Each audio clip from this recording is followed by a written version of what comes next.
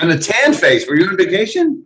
Welcome to the Solution, a real estate podcast where myself, Phil Sexton, and Jeff Sibbach, we come together to talk about the industry. We run a team here in the Phoenix Scottsdale market, and we like to study this industry. We're students of the game, and then we like to kind of bring to light just the things that we're focused on, working on, and today is no different. Today is actually a discussion not about... Well, it's a shift in where we're going, because what it was is when we get into a market where there's not much change, we go towards industry stuff, right? But this market is now changing. Now the market's changing, so we wanted to, because we were in the same, I want to say, marketing message for about 12 months. Okay. Maybe even a little longer than that. Like basically, because the market coming into 2020 was, or at the end of 2019 was, we're heading for extreme low supply.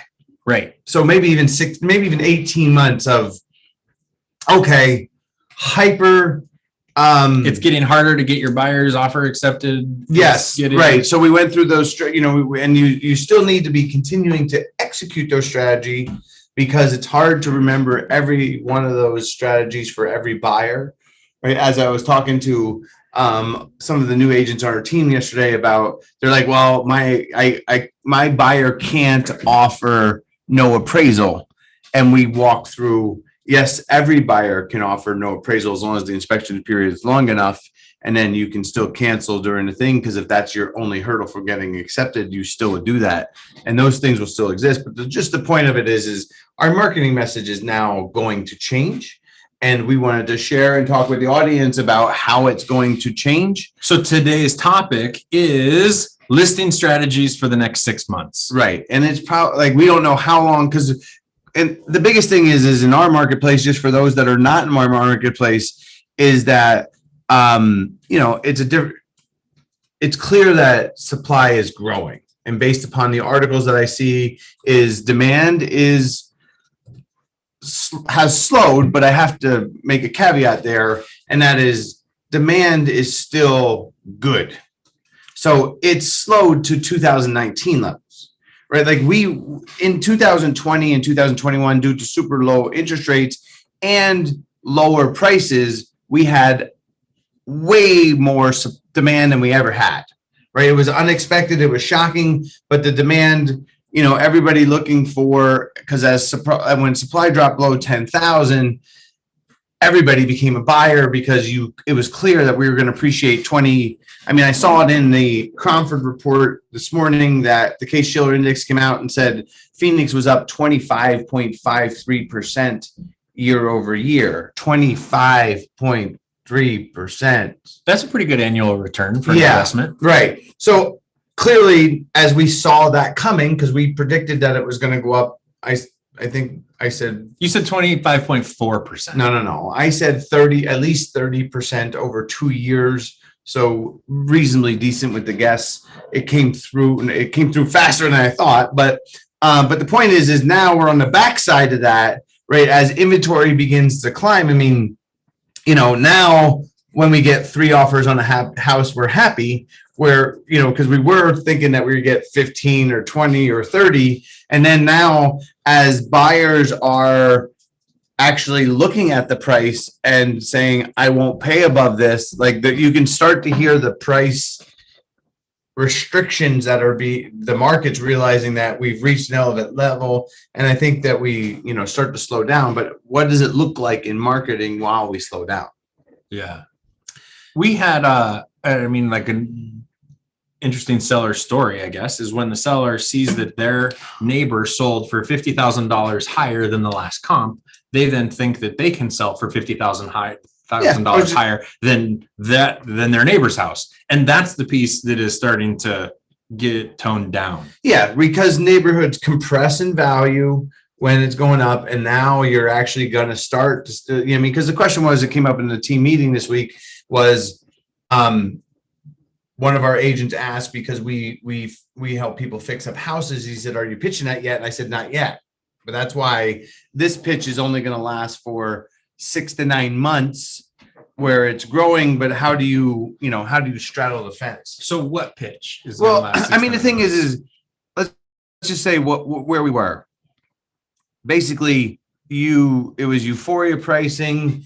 Every house is going to sell. You don't have to talk to. It can back to a road. Right, but more important. Smell but like more importantly, dog.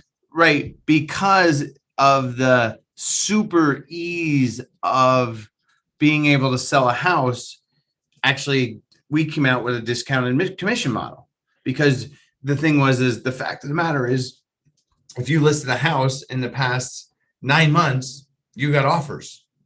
I mean, pretty much. I mean, unless you listed the house categorically above the value. Yeah. And the average days on market went from 36 to 6. Right. So therefore, the pitch is, to me, not that you couldn't list houses at your full commission rate, but to me, if you wanted the phone to ring more, you had to concede to the consumer that this is going to be easier. Therefore, I'm not, because they know that they could list for, I mean, you hear the purple bricks, I still hear homie trying to pitch, $2,000 to sell your house. Like, it's out there, but you have to show that you're at least negotiable to make the phone ring, because it's been hard to make the phone ring. I mean, we came out with marketing campaigns and they've worked, but now we're going back to pitching more expertise. So it's just kind of the blended rate. Yeah. Right. Like the blended between now, because it's still, it's more though, because I went into a listing and there was a house that I think it was, let's say 500,000. So the house was all original. And the last sale was 550, and they took the all original house and listed it not 10%, but they listed it 595, right? Or I mean, like they listed it, for 50,000 more than the last sale that was upgraded. Right. So clearly, which is what you call euphoria pricing. Yes, right. Euphoria pricing. We'll take it at whatever it was. And that house now was on the market 19 days and still had not dropped price. Yeah. And the thing is it also didn't 5 years ago, totally normal. It didn't have a pool, and the last sale did have a pool. But and they were still 10% over the last sale, where what I said is neighborhood's compressed. And now we're starting to see that pressure of, but it's just the difference when you're doing a listing strategy. If you're talking to people that you don't know versus people you do know, choosing when you're going to be honest with them, because the problem is they still believe they're going to get multiple offers. And I think most of the agents are still telling people that it's going to, like, clearly, because how does that house end up listed 10% over the last comp? It's clearly worth, it's $100,000 priced, in my opinion, above the value, right? So as we see more of that, because that's going to create actually more supply, right? So when you're listing strategies, what is your, but how do you get people to go to the right price? And that's what we're talking about, is the listing strategy that's going to be able to still appease that. And then, but now I think you have to start to layer in, hey, 10 days in, we're overpriced. With no offers. If we do not receive an offer in writing within 10 days, like, to me, like, you can still be super optimistic, but be like, because that 19 day, like, that was a mistake by them by being 19 days in and still not adjusting price. Because now it's just looks like a leftover. Looks like nobody wants it. What's wrong with this house? Yeah, all day, twice on Sunday. Right. So then, from a listing strategy standpoint, you're still have to appeal to the optimistic seller that believes that they're going to get 50,000 more than the last comp of a better house, but prepare them for when that doesn't happen. Yeah. To me, it may, in the preparation may not be in the listing appointment. The preparation might be after they sign, and then you working on that before it gets ready, but before it gets to market. Yeah. Right. The other thing that we're seeing now more than ever is, it's funny because the national media promotes double siding is terrible. right? Like anything I've read says that you should not be double-sided deals. It's illegal in some states. Right, exactly. But what I see is the consumer actually wanting to work with the listing agent. So I think part of my new strategy is still I think we can sell this myself, right? So why does a consumer want to work with the listing agent? Because they want a better deal. I mean, it is so not because they know about the house. Well, two, I definitely think the consumer wants to work with the listing agent because of the knowledge on the house. Of course, that's the consumer doesn't want to talk to somebody that knows nothing about the house. Why would you want to? Because people think in houses, they don't think in realtors, right? When the consumer is going to go buy a house, they're not like, hey, I should go get a realtor, right? Like obviously, because the stats that came out in NAR that 97% of people, when they see a house online that they like, they drive out. It doesn't say 97% of the time they call a realtor. 97% of the time they drive by the house. Right. Yes. So what are they doing? They're just trying to look at the house and they want to talk to someone that's an expert on the house. And then when I talk to that expert, because there's only one expert, I would like to get a discount. Yeah. Nice. So, but the beautiful thing is that if we're marketing it right, I mean, because we're just seeing it more and more. Like, to me, number one listing strategy for second house is open houses. I don't think I was pitching in the depths of the market. I was pitching hardcore. We're going to have an open house. It's going to sell right away. And now it's more changing that from, hey, we might have to do one or two open houses to find the buyer, right? And I think that this is a pitch for utilizing something that's a pre-sale coming soon strategy, so that the listing agents can get something out of that too, because you're going to have to. But I think that consumer is going to come right to them. Yeah, I think that one of the strategies that we're going to see employed more in the second half is the limit showings until the open house. Well, that's just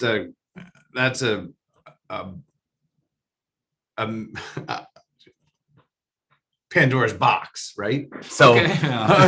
right. Well, no, I was on that. For those that don't know, I joined the CMLS, the Council of MLSs. Yeah, National Council of MLS. So there's me, the sales guy, and 180 MLS executives that are not salespeople. Yeah, exactly. So they were talking about how that's the disaster, that there's the ability to show a house while in coming soon. But it's also other markets for anyone that's out of market is, can they show their house during coming soon? But so what did you say? You were on a panel 2 weeks ago with another top team leader in our industry who talked about adjusting his strategies to generate more open house traffic. And that was, you go active on Monday so that property can get out to full market exposure to all of the websites. Listing strategy. Right. Yeah. And then they don't allow any showings until that Saturday is open house. Wow. Right. And so I was shocked to hear him say that too, because you're burning days of market, but it doesn't matter because you're going to get, because there's still enough demand in the marketplace that as long as and he was talking about price points between 300,000 and 700,000, that I don't know that that's a strategy that I would do, higher. Fair. But it's interesting because let's slow it down and go through what he suggested, because I think it is an interesting strategy. It's one that we're going to talk about and probably try. Right, we're going to talk about it now. I'd like to talk to some of the people on this. Yeah. Oh, okay. I was going to talk about it with Adam, our listings manager, who seconds is our producer of our podcast. Yes. So what they do is they are leveraging the full benefit of MLS being active and syndication on all of the websites, all the realtors' websites. It's active. It's on coldwellbanker.com, it's Zillow.com, and Remax.com. Right. So they schedule an open house for Saturday. And no showings. No showings. Like meaning not if a buyer calls them and offers cash 400,000 over, I just need to see the house.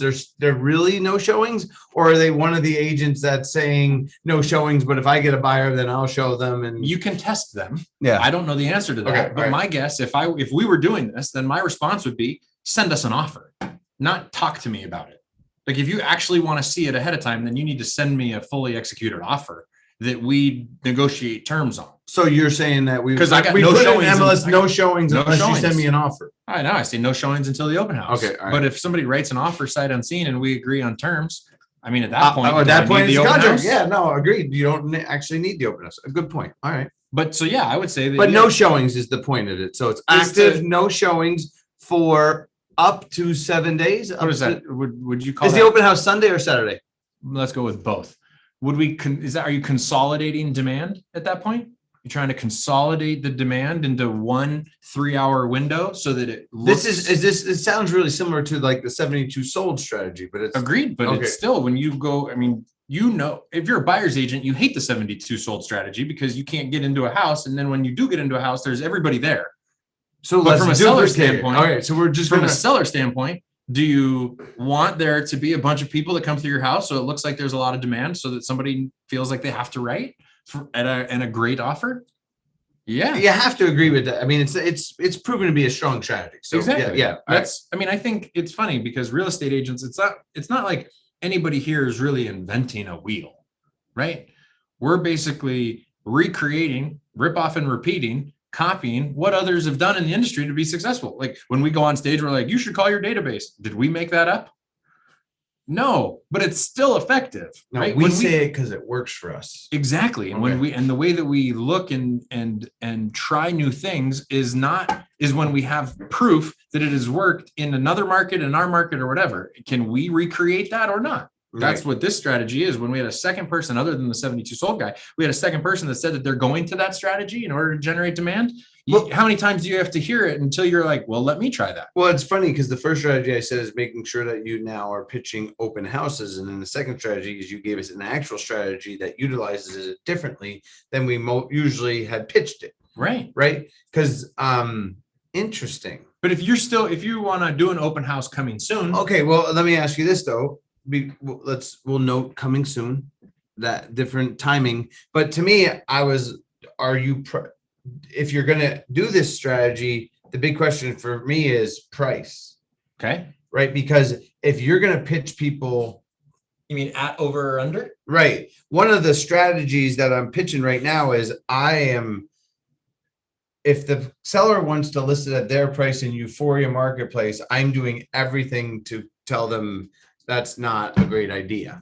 Right. Where before, that's a key component. If you're taking notes out there, hopefully someone is. Please tell me somebody's taking notes. Sean's taking notes. Okay, thanks, Sean. Taking notes. No, okay, good. Right. So Katrina's taking before notes. I would have taken a house almost at. I mean, I took a house listing. He wanted to sell it at 2.5.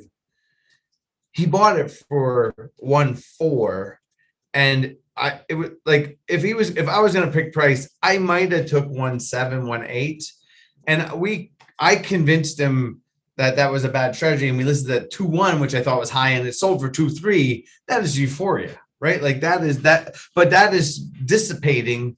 So to me, it's just making sure that your price is in line with the last sale if you're going to do active, because you're not going to generate the hype and the action that you need, that you think. You got to make sure that you're priced at the last number or even slightly below, and the house has to be in the same condition as the last comp. Like, because that accordion effect of when I say neighborhoods compress in value, meaning that the house that has shaker cabinets, stainless steel appliances, quartz countertops, luxury vinyl tile or wood floors, all gutted, sells only for, let's say, 5% more than the one that needs to be completely gutted. Now that is going to be, because I think that the normal range is anywhere from 20 to 30% for any neighborhood, from the worst house to the best house. Yeah. I mean, the story of that guy, he had a unique property. So it's hard. Like if they didn't give him his number, there's nothing else like it that they could have bought. Right. Like that one is a little bit different. That one's way different. I was just talking about, I don't know. Which that one still gets those crazy numbers today, because that was such a unique property. That wasn't the opposite True. of that Fair, property fair. is the one that we're seeing not act like that. Right. I'm just talking. Yeah. To me, and the strategy is if you're targeting people that are back in the roads or targeting people that have a lot of functional obsolescence, Or like a cookie cutter neighborhood where Yeah. there's other options right down the road that are very similar. because we're talking about. Did we say it was going to be listing strategies Yes. or listing marketing strategies? Listing strategy. Listing strategies. Okay. Yeah. So the listing, because the reality is, it's changing. Right. Because listing strategies, I mean, what else? Should we throw it out to our studio audience? Yes, please. All right. Do we have questions? I saw a chat. Yeah, so Mark asked, so are these the strategies for the next several months? Yeah, Restricting open houses, all those things we were talking about is something that we were gonna. I think that would still work as long as you're priced right. I still like you're going to get like that. That may be one that stays for a long time because it's not a bad. I love that it's so consumer focused because the reality is why that will work is because it's now on Zillow, Trulia, like it's on every single website. The buyer can still come untethered because that is the thing that I see more and more is the buyers want to work without an agent. And you're utilizing, you're leveraging that with the no showings active strategy. Yeah, I think that As long as you're not letting anyone see the house, I think it's a good strategy. I think that 3 months ago, we weren't having if you don't get any offers in the first 7 days, we need to talk about a price reduction conversation. And now we are. Yes. So when I think about listing strategies over the next 6 months, we are now preparing people. Like if you can't convince, first of all, the strategy is to not let somebody overprice their house. But if you can't win that argument, then you need to have we can go with your euphoria pricing and try 50,000 more, even though you have no pool and it's not upgraded. But let's put timeframes in place ahead of time where if this doesn't work, then this happens. Yeah, where I wouldn't even discuss it before. I'd be like, let's just put your house out there. Because you could always be like, well, 10 days in, it hasn't sold. Like clearly, we're doing full blown marketing. We're doing something wrong. Yeah, because we're getting all these offers. Yeah. One comment on what you said when you started I lost it. Okay. 3 months ago when you could list it wherever and get multiple offers and people would pay it. But anyway, what did that answer your question, Mark? Oh, he's looking for unmute. I like to count to 3. 1. Where's that unmute button? Click 2. the space bar. Hey! Hi, Mark. I couldn't find it for a second, so Thank you. my apologies. No, I just think that the market is changing because pricing, I don't think is going to anywhere come down. It's obviously sustaining that. And Hold on, say that again. Pricing is going to what? I don't think it's going to come down. I think it's sustaining itself because the demand is still there. Are you talking about list prices or sales prices? List prices. Yeah, the data says otherwise. We've got 100% more price reductions today than we did in March. Right, because people are overpricing their I properties. think what he's maybe it's my understanding. I thought he was saying that he thinks that pricing is going to hold. It is. Yeah, not speaking about the specifics, but just meaning that we're not going to head down. We're going to keep going. Do you think we're going to go up in the future? Oh yeah, we are. Okay, we are. Because if you look at the Denver market versus us, and we're very similar population base, they've maintained their cost of living. I mean, the average price of a home in Denver is over $550,000 now.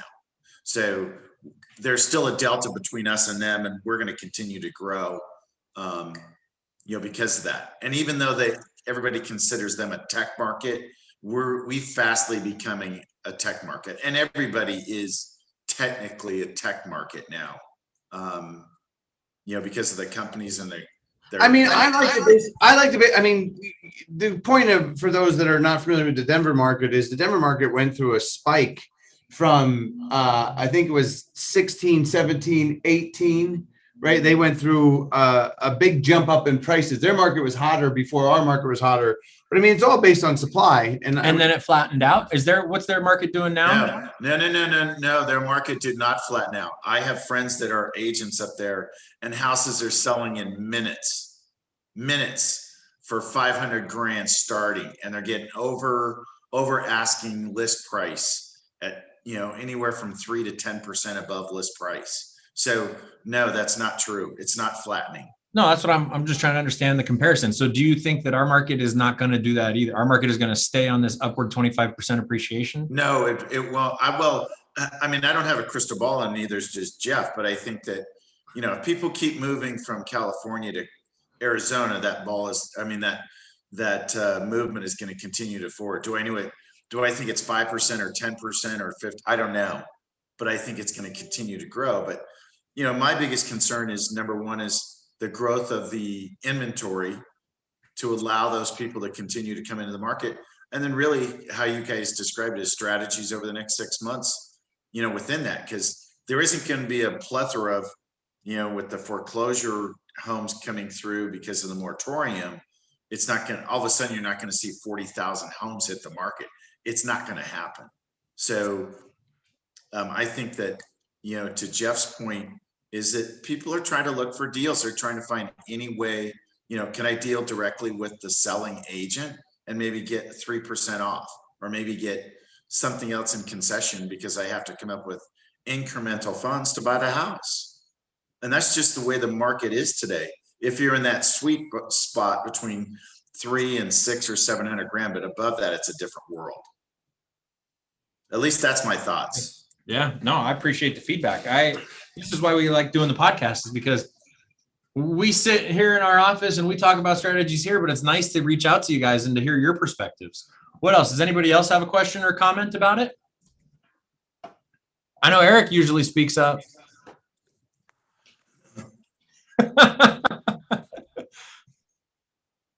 All right, so I have a question. Yeah. So you mentioned something about being at a high price, listings, sellers getting a little bit greedy given the market. What would be a good time frame to lower the price? And saying that you're doing my situation, 949, so $949,000 property. What would you lower that by? What increments? It's based on, the answer is 3 to 5%. As just a general need to make sure that you make enough in the marketplace. I mean, the question is, first of all, did you get any inquiries about the property other than showing requests? I did. I've gotten multiple calls and they've all been well under the Okay, great. price. Did you tell the seller about those calls? I did. Okay, awesome. Good deal. All right. So has anyone written you any kind of offer at all? Nothing. In writing, nothing. Okay, so then the Nothing. answer is 5%. Hold on. Have you gotten any double showings? Any second showings on the house? I have gotten single showings. I've gotten light traffic at the open house. This was a week ago. So no, I think it's No double showings? I mean, in Yeah, today's 5%. marketplace, we don't. What's that, 50 grand? Take it to 900? Because we moved into a marketplace where one showing was all that was needed. That's why the reason Phil asked that is, for the longest time, the criteria we looked at for determining how much do I got to lower, meaning 3, 5, or even 10%, is based on, we generally don't list houses 10% above market value, but was based on how many inquiries have we got, how many people have come through the house. The other thing that I would ask is, how is their Zillow traffic? How many saves do they have? Saves, I'll have to double check. I think it's in 30s, 40s. Yeah, to me, I mean, one of the criteria I use is generally we get an offer within 15 saves. So Yeah. if that hasn't occurred, then you might even need to go more. So, but generally 5% is enough. I mean, if you're 490, 949 to 949, I think you're going to 900. Yeah. I think so too. I mean, the other question is what is the last comp? Like, to me, it's always, where are the comps at? And, I mean, if the last comp was at 800 and you're 949, then you may want to try and, I would say, the way I would pitch it to him is maybe 875 to the high of 900 versus 900 to maybe 910, because my original thought was to list it for 899 and obviously negotiate and see if we get any traffic. So one tip, Austin, that I do is that I think the 999 is a bunch of BS. That Is it? statistically on the internet, you get more traffic from listing it at 900, because those searching from 900 to 950, the house shows up. And then only the people from if it's 8,999, only the people searching from 850 to 900 will see it. So, and it's always better to have more eyeballs. So I would, I don't, that's an old school strategy than 999. So. Yeah. And like when people are looking for 900 and 950 though, you know what they don't buy? 900. That's not true. Okay. All right. Fair enough. No, but the thing is, I mean, I've been in roughly about 5,000 houses with a buyer. And the reality is most buyers do not really remember exactly what the house price is when they're going in it. They just know that it's in their price range. So, anyway. Nice. Awesome. Thank you. Did we answer your question, Austin? Yes, sir. You did. Thank Awesome. you. Thank you. Nice. What else? What other feedback? Adam, we got any more chats? Nope. All right. Listing strategies for the next 6 months. Ooh, man, it's funny when we were doing that panel, right? And there's 4 top team leaders in Arizona on the panel. And I said, and I asked them what was going to be their, marketing message adjustments moving forward. And you know what all 4 of them said? Answers to different questions. Yeah, no, none of them, they were like, okay. I don't exactly know how to do, like, it's been so good for so long. I got to adjust now. What do I say? It's still test market. All right. I'm We're going gonna test messages. I'm going to give a different style of answer for the next listing strategy. So I think that neighborhood domination has taken a major hit over the last year and a half. I agree. Meaning that if you were a dominant agent in 2018, let's say it was Scottsdale Country Club, just kidding. Isn't that Mark's neighborhood? No. Oh, different Mark. Yeah. Different Mark. All right. So but if you had a neighborhood, Desert Ridge. All right. So if you're Walters. well, I thought it was Walters. Yeah, I thought he looks like him too. So but if you're a listing agent, typically they would have 10 or 15 signs up in a neighborhood.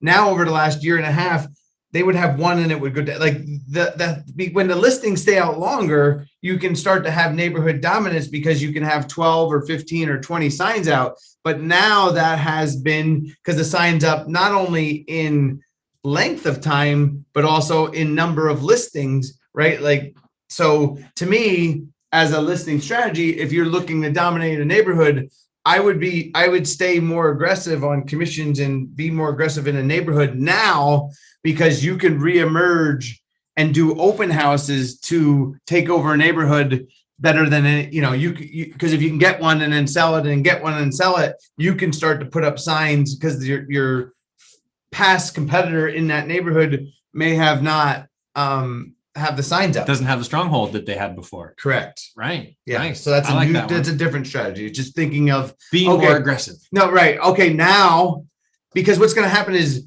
we are going to see supply increase. So now you can probably, because I think what's going to happen. Buy the bus bench? Well, when you're doing that, not buy the bus bench. Never buy the bus bench. But when you do the open house, you're going to get the neighbors that are going to. I say that because of Desert Ridge, right? There's a bus bench. There's a guy on a bus bench in Desert Ridge. That's true. Yeah. Well, and they have the. That's what I'm talking about. Yeah. Good deal. But to me, it would be long-term benefit, more effective for you if you haven't had a listing in your neighborhood. If you do whatever you can to get it, sit it open, because those future sellers are going to be looking to where is the price. Like I would restrict the listing strategy that I hadn't named. I would restrict the photos, right? I would give out 5 photos to make the neighbors come see the house because then they can't see because that's what they want. They want to be able to see what the house was and what it sells for. But if you restrict the photos, they have to come to the house to see it. That means your open house is going to be busier. It's going to benefit your seller. You tell them, because the thing is don't worry, because sellers always hate when the neighbors come see it. I don't know why they hate that so much, because it's the best their house has ever looked, because it's all cleaned up, everything's organized, right? Like, but so I only want qualified buyers through my house. Right. I only want, but the key, the strategy is I'm doing it to help you because now we need extra traffic because the traffic's slowing down. Where I used to get 60 people through the open house, now I'm only might getting 20. So I'm going to do this to try and get some of the neighbors to show up because the buyer is always going to think that when they show up and there's 10 cars outside, oh my God, We got to write over. we got to write over. Yeah. So to me, as a listing strategy, you actually, yeah. Nice. All right. What else?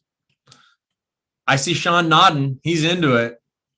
Different, right? But concrete. Yeah, no, it's Good. just a chance to take market share. So to me, but now because before you did it, I mean, obviously everybody wants a listing always, but before, maybe hopefully this hot market, you were able to make some money because that's what we were doing is trying different things to get listings because it's still on the get. I think you have to continue to say, well, pitch here's the thing. I think the way that it's pitched is this way, because we're getting close to the ending. Yeah. Is that you have to say now where all of my houses were selling now, if it's not price close, it doesn't get enough attention.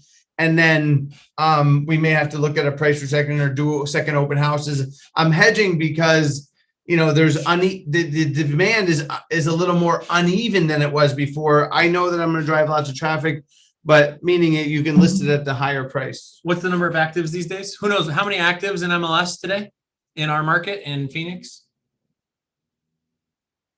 Anyone? 64, 67 was the last number I saw.